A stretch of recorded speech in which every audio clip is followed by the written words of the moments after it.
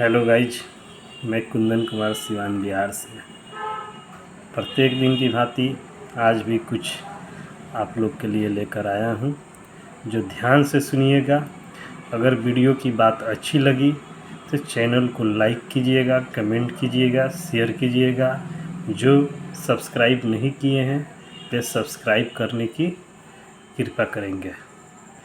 हमको भी एनर्जी मिलती है आप लोग के सब्सक्राइब, लाइक, कमेंट करने से कि वीडियो कैसी बन रही है। इसलिए आप लोग ज़रूर कुछ न कुछ कमेंट कीजिएगा।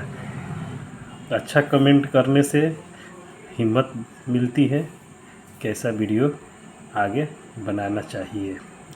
नाम निंदा से नाक कटी, आज इसी पे हम बात करेंगे।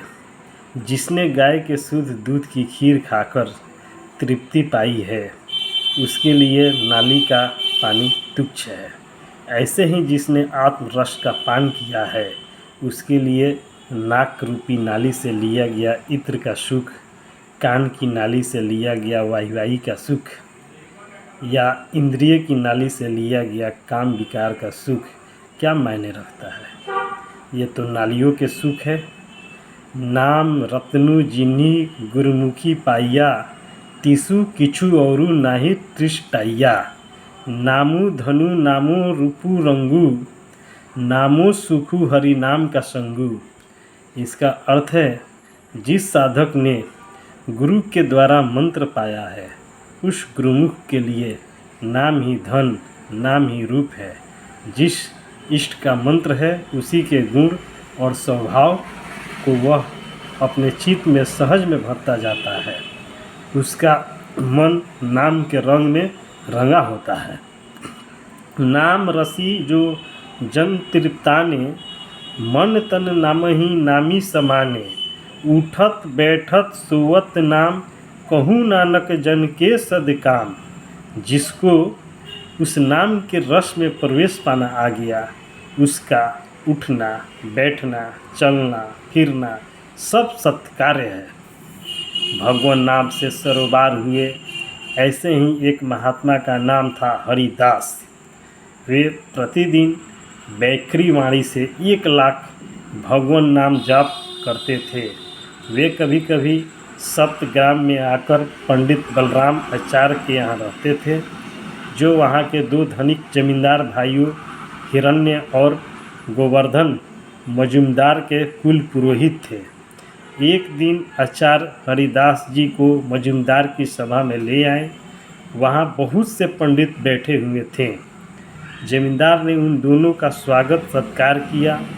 भगवान नाम जप के फल के बारे में पंडितों द्वारा पूछे जाने पर हरिदास जी ने कहा, इसके जप से हृदय में एक प्रकार की अपूर्ण प्रसन्नता प्रकट होती है। इस प्रसन्नताजन्य सुख का आस्वादन करते रहना ही भगवान नाम का सर्वश्रेष्ठ और सर्वोत्तम फल है।